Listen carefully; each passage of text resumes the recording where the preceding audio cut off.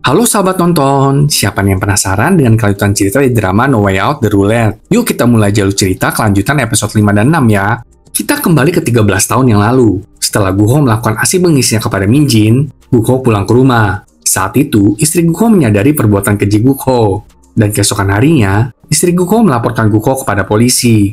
Polisi pun segera menangkap Guho. Lalu sekarang, kita melihat putra Guho yang bernama Dongha sudah besar sahabat nonton, dan ahli bermain biola. Sehabis pementasan biolanya, Dongha mengunjungi ibunya yang sedang bekerja di tos serba. Dan di sana, seseorang mengenali Dongha dan menyindirnya, karena Dongha adalah anak Guho. Ibunya tentu membela Dongha, dan tidak terima jika orang-orang menganggap Dongha dan Guho itu sama. Selama di sekolah pun Dongha dibully oleh teman-temannya. Seorang teman wanita Dongha mencoba untuk membela Dongha, dan pertengkaran itu pun dihentikan oleh guru mereka. Tapi suatu pulang sekolah, geng pembuli mencoba untuk menyakiti teman wanita Dongha, karena telah membela Dongha. Tapi untung aja, Dongha datang tepat pada waktunya untuk membela temannya itu.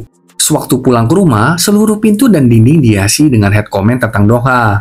Hal ini tentu saja membuat ibu Dongha sangat resah. Tapi Dongha mencoba untuk menenangkan ibunya itu. Di kantor polisi, Jusik terus mengotak-atik roulette beserta remote pengontrolnya. Ternyata ditemukan Jusik kemarin itu ada remote pengontrol roulette. Tidak lama kemudian, polisi Pak menghampiri Jusik untuk menunjukkan kalau pria bertopeng sudah melakukan 5 kali misi. Dan semua target pria bertopeng adalah penjahat yang tidak dihukum dengan selayaknya. Setelah mendengarkan penjelasan polisi Pak, Jusik melihat video pria bertopeng itu, dan menemukan kalau sepertinya pria bertopeng melakukan rekaman di sebuah gereja, bernama Gereja Midian. Karena curiga, Jusik mendatangi Gereja Midian, dan menemui pastor gereja tersebut. Sepertinya pastor tersebut adalah pria bertopeng yang selama ini kita cari nih sahabat tonton. Malam harinya, putri Jusik hendak pergi menemui Jusik ke kantor polisi, tapi Chang Jae menuntutinya dari belakang. Jusik pun langsung ditelepon oleh istrinya, yang membuat Jusik segera pulang ke rumah. Dan di rumah, ternyata Chang Jae sudah menunggu Jusik, dan mengancamnya dengan keselamatan putri mereka. Jusik tentu mengamuk mengetahui perbuatan Chang Jae. Tapi Chang Jae lebih mengamuk lagi, karena Jusik belum juga mengembalikan uangnya. Chang Jae lalu memberi Jusik kesempatan untuk menyerahkan Guho kepada Chang Jae, sebagai ganti 1 miliar won yang telah Jusik curi sebelumnya dari rumah Jiong. Jusik pun tidak dapat berkutik, karena Chang Jae mengancamnya dengan keselamatan putrinya. Di tempat lain, Sang Bong mendatangi rumah istri Guho dan mengajaknya untuk berbicara perihal perceraiannya dan masalah hak anak asuh mereka. Keesokan harinya, Dongha mendatangi rumah Guho. Dongha meminta izin kepada Guho untuk pergi ke kamar Dongha. Dongha hendak mengambil tasnya dari jendela kamarnya itu. Sedangkan di tempat lain, ibu Dongha menemukan kue dan surat dari Dongha di dalam kulkas baru di rumah mereka. Kulkas itu Dongha beli dengan menjual biolanya. Dongha menulis kalau dirinya nggak sanggup melihat ibunya menderita. Jadi Dongha berniat untuk menanggung segala derita yang ibunya alami. Saat Dongha dan Guho sedang minum bersama, Guho mendapatkan info kalau istrinya datang menemuinya. Tapi sebelum ibunya masuk, Dongha menodongkan pisau ke arah Guho dan menusuk perut ayahnya itu. Guho kemudian melempar Dongha ke lemari kaca, yang membuat Dongha pingsan. Istri Guho pun masuk, dan dia kaget melihat semua kejadian itu. Istri Guho lalu mengambil pisau dari tangan Dongha dan menusuk Guho beberapa kali. Setelah itu, istri Guho keluar dari rumah dan menyatakan kalau dirinya telah membunuh Guho.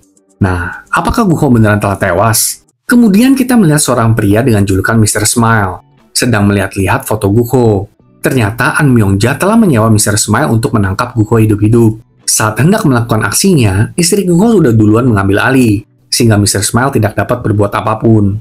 Di kantor polisi, Jusik terus menonton CCTV lalu lintas jalanan untuk mengetahui pergerakan putrinya. Polisi Pak juga melaporkan kepada Jusik kalau ponsel putri Jusik baru aja nyala di arah pegunungan. Tapi sekarang ponselnya sudah mati lagi. Karena Jusik harus ke TKP Guho, Jusik jadinya menceritakan ke polisi Pak kalau putrinya telah diculik oleh Chang Jae dan meminta polisi Pak untuk pergi ke gunung itu terlebih dahulu. Tapi jangan sampai ketahuan oleh Chang Jae. Kalau enggak, nyawa putri Jusik bisa terancam. Polisi Pak akhirnya sampai di lokasi dan menemukan sebuah gudang terbengkalai. Polisi Pak memasuki gudang itu dan menemukan Somi. Sebelum polisi Pak sempat memberitahu Jusik, Chang Jae memukul kepala polisi Pak. Sedangkan di rumah sakit, Guho sudah siuman dong. Duh, orang jahat matinya susah banget ya. Karena khawatir, Jusik telepon polisi Pak untuk menanyakan perkembangannya. Tapi Chang Jae mengangkat ponsel polisi Pak. Dengan marah, Chang Jae mengancam akan memotong jari putri Jusik satu persatu tiap hari. Kalau Jusik tidak juga membawa Guho kepada Chang Jae. Sang Bong lalu mendatangi proyek NCT dan senang karena proyek itu kembali dibangun. Saat tiba di kantornya, Mr. Smile menodongkan pistol ke arah Sang Bong dan meminta Sang Bong untuk memberikan nomor kamar Guho dan menyerahkan semua perekam suara, file rekaman, laptop, kartu memori dan ponselnya. Mr. Smile lalu menyamar dan menuju ke rumah sakit untuk menculik Guko. Begitu juga dengan Jung-sik. Jung-sik meminta semua penjaga untuk makan siang, agar Jung-sik ada waktu untuk menculik Guko. Tapi sebelum Jung-sik berhasil membawa Guko pergi, Mr. Smile menyala Jung-sik dan mengambil alih penculikan Guko. Setelah beberapa waktu mencari jejak Mr. Smile melalui CCTV jalanan, Jung-sik dan atasannya menemukan mobil Mr. Smile. Tapi tidak ada satupun orang di dalam mobil itu. Kita pun sekarang melihat Guko dan Sangbong disekap oleh Mr. Smile. Gak sampai di sana. Kita juga melihat An Myung-ja dan ajudannya menemui Mr. Smile. An Myung-ja sangat senang dengan pekerjaan Mr. Smile, dan kemudian membayarnya. Setelah itu, dengan gilanya, An Myung-ja menyuruh Mr. Smile untuk membunuh Sangbong, dan langsung dilakukan oleh Mr. Smile. Melihat itu, An Myung-ja meminjam pistol Mr. Smile, agar An Myung-ja bisa membunuh Guko dengan tangannya sendiri. Tapi lagi-lagi, An Myung-ja malahan menembak Mr. Smile. Setelah Mr. Smile ditaklukkan, An Myung-ja kemudian menendang Guko, dan menyuruh ajudannya untuk membunuh Guko. Tapi tiba-tiba Mr. Smile menembak kepala ajudan An Myung-ja, dan mencoba untuk membunuh An Myung-ja. Namun ikatan Guko terlepas, dan dia kemudian menyerang Mr. Smile dengan bangku. Terjadilah pertarungan antara Mr. Smile dan Guko. Tapi akhirnya Guko berhasil menembak Mr. Smile dan berhasil melarikan diri dari TKP dengan mobil curian. Jung-sik pun akhirnya tiba di TKP dan melihat An Myung-ja, sedangkan Guko pingsan saat mengendarai mobilnya. Mobil Guko berhenti di dekat kantor polisi. Sementara itu, kita melihat kalau Mr. Smile udah nggak ada di TKP. Sepertinya Mr. Smile masih hidup nih, sahabat tonton. Mari kita saksikan akhir cerita ini minggu depan ya, sahabat tonton. Sampai jumpa.